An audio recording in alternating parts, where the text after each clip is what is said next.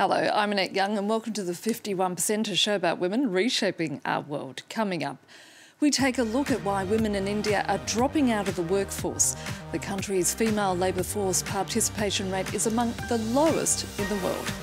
Also, how some convicted mothers are being forced to take their children with them into Burkina Faso's jails and as a result are struggling to survive. And taking to the streets to promote Morocco's new law that criminalises sexual violence. However, critics say it does not go far enough. But we begin in India, where the ongoing Me Too movement has triggered an intense debate not only about sexual harassment, but also a renewed focus on the number of women in the workplace. The female employment rate in India has tumbled from an already low 35% in 2005 to just 26%. This despite the economy having more than doubled in size during the same period. Our team on the ground went to find out why this is happening. For 44-year-old Shibani Vij, life didn't turn out quite as she had planned. 8 years ago, she was climbing the ladder to corporate success in India's IT sector until circumstances conspired to bring her career to a screeching halt. The decision to leave my career was encouraged by my mother. She was the one who said that you worked enough number of years, now you need to take care of your son. In Indian society, we don't have the man giving up careers and sitting in the house. It doesn't happen. Walking away from a high-profile career was not easy, but Shibani felt that her moral duty to raise her child superseded her professional goals. Yes, how can I help you? Yes, now that her son is a working adult himself, Shibani is trying to revive her lost career. After so many years of break, it's extremely challenging to get to the mainstream job. Unfortunately, I got this opportunity with this woman-oriented company called Shiro's, where they give you work from home. Like Shibani, nearly 20 million Indian women dropped out of the workforce between 2004 and 2015. This private company is trying to address the gap. Is this a case? It's a case, yeah. So she basically she was harassed for about 6 months. Aditi, a trained psychologist, is the director of empathy at Shiro's. She spends her day talking to and understanding the compulsions of working women. We found the top reason for a good 47% of women is that they need to take care of their child. But a good 20 to 22% because of something that happened at work that falls in the category of sexual harassment. Entrepreneur Sairi Chahal set up Shiro's 4 years ago. Today, they have an online community of 5 million women. They not only connect women with jobs, but also help corporate India to design work-from-home gigs that take into account the various problems Indian women face at work.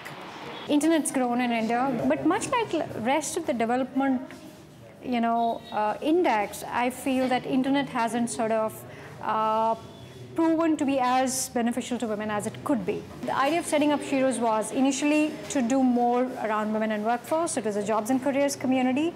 But fundamentally, it was marking out a piece of real estate on the internet, which was women first, which was safe, which was trusted.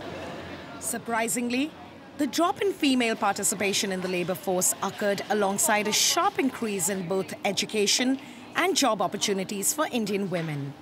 It's a phenomenon that confounds even economists like Kanika Mahajan.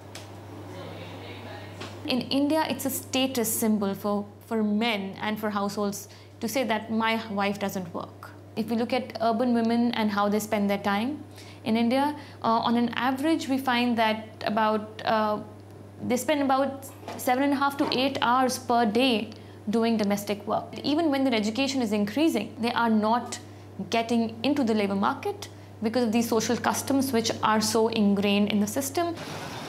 Out on the streets, opinion is sharply divided. I can't allow my daughter to work the same way my son does.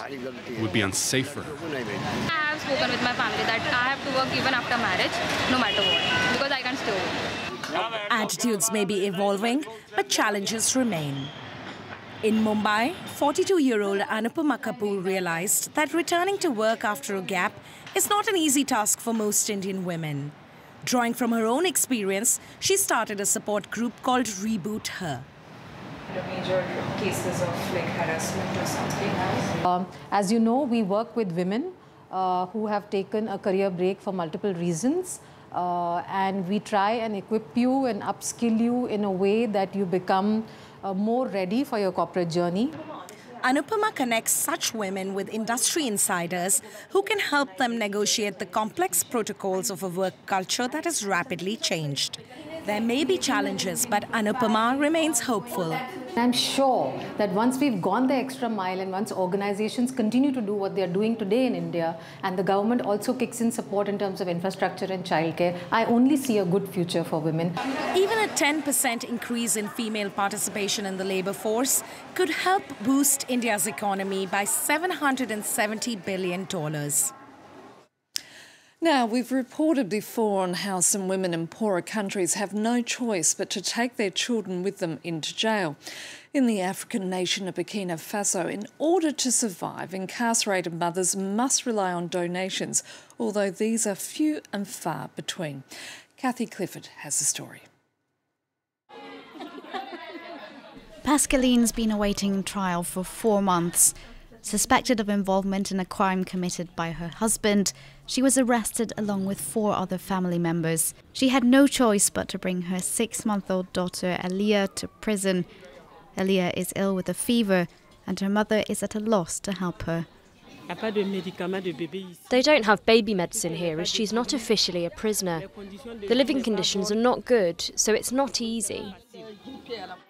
In the women's section of this Ouagadougou jail, 13 babies and toddlers live alongside 66 prisoners, sharing cramped quarters with women convicted of theft, mutilation or even murder. You've got the accused, the defendants and the convicts. So at the moment the cells are a bit tight. They don't have much room. They're all stuck together because there's not enough space.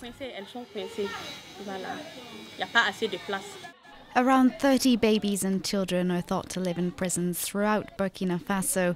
Because they don't exist as detainees on official prison records, no funds or provisions are made for them. And in the world's 16th poorest country, charitable donations are few and far between. There are no nappies, no baby food, fruit or veg or dairy. Only the same prison food as the inmates eat is on offer, and it's the same for medicine. In detention and correctional centers here, almost everything is treated with paracetamol, but babies need liquid medicine to swallow. That's something we need to take into account.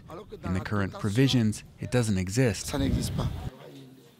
The country has no laws to provide foster care for the kids, and once behind bars, their right to education disappears with their freedom.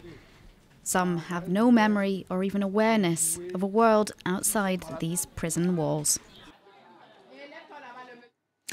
To Morocco now, which has recently adopted a law criminalising sexual violence. However, critics say it does not go far enough by failing to explicitly outlaw marital rape and also not offer a precise definition of domestic violence. In the meantime, the campaign to make people aware of the new law has begun, as Lauren Besch-Decker reports. Using art and dance to denounce sexual harassment and violence against women. This street show was held in Rabat under the hashtag Mesaktash, which means speak out. Its organizers hope it will help raise awareness of Morocco's new laws against sexual violence. Theatre in general is a tool that can help citizens get informed about laws. Laws are not always easy to understand, and they're not always easy to convey. After years of debate, a new law criminalizing sexual harassment went into effect in September in Morocco, a first for the North African country where violence against women often goes unpunished. The law reinforced sanctions against harassers and introduced mechanisms to protect the victims. But women's rights activists say it's only a first step, as the legislation doesn't explicitly outlaw marital rape or provide a precise definition of domestic violence.